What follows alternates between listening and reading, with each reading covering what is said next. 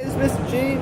I'm here with Mark from Paragon Machine Works, and I'm going to ask him some questions about how he got started, about workshops and machining.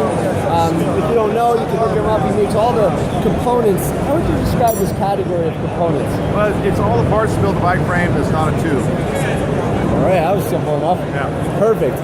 So Mark, how did you get started with machining, and how did you get into this business?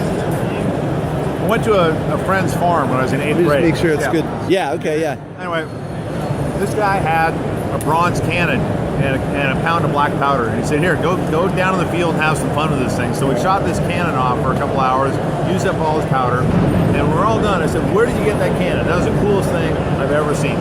And he said, well, I had a machine shop make it for me.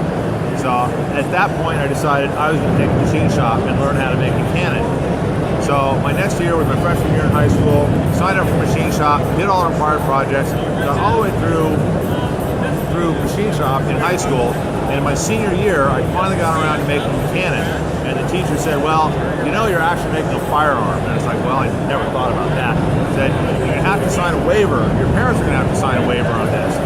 So he went over to my parents' house, they signed the waiver, they said it was okay, and the teacher said two things. He said, one, I'm really glad that someone took on a project like this, because no one has ever had the foresight to want to try and make something this complicated. And the other thing he said, you're probably the only student here I trust to actually make a cannon, because the rest of the students probably pointed at me and shoot me. So I learned how to cast bronze, and I made a cast bronze cannon, and I've still got it. It's at my shop. That's awesome. It's there. Oh man. Now, what did you have to do with the specific project? You had to cast it and then bore it? Yeah, well, I couldn't quite figure out how to bore it with the equipment we had there. So what I did is, when I made the pattern for it, I incorporated some cores in it so I could put a steel tube in as a core. So it's got a steel tube as a barrel. Wow. And how big is this thing? It's 18 inches long, weighs like 25 pounds. Wow. That's amazing.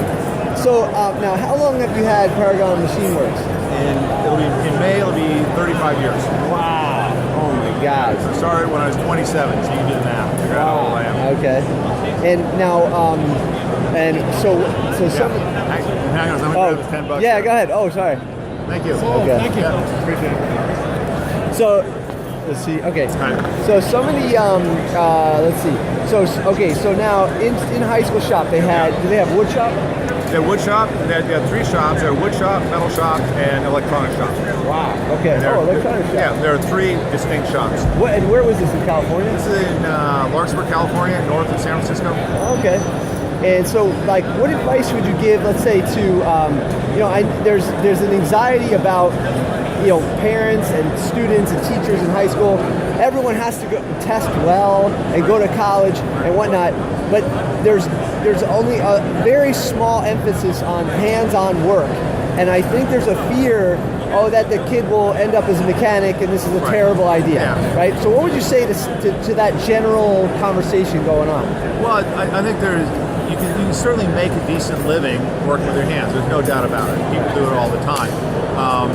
It's difficult if you're working with someone else. I mean, one of the reasons why I've been successful is because I'm not only a machinist, but I'm the owner of the business. So I'm self-employed. So the two big things I am, I'm self-employed and I'm a machinist. Right. So that's where you have the opportunity to make more money than if you're just working for wages. And that, again, that's not for everyone either. That's a tough one to pull off. Okay. And was there anything in particular that prepared you to be self-employed?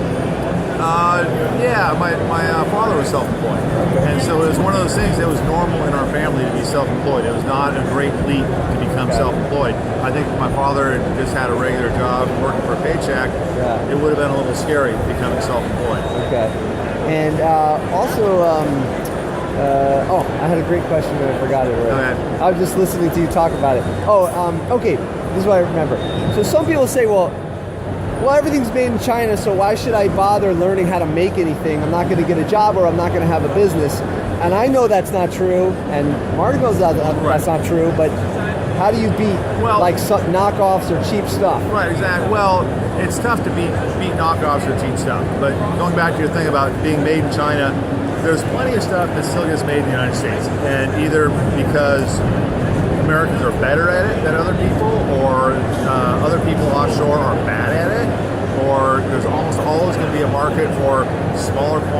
parts, it's not worth it to just go to China and buy 10 of something that could be better produced here domestically. There's some sort of mission critical stuff that has to be done here. Things for aerospace, stuff for defense, really needs to be done domestically. We don't want anyone offshore learning our secrets for that stuff. So that's some pretty important stuff that needs to get done. Prototype stuff, the initial manufacturing, that's important. That has to get done here. Anything that's made out of plastic is made in a mold. And by definition, a mold is made one at a time.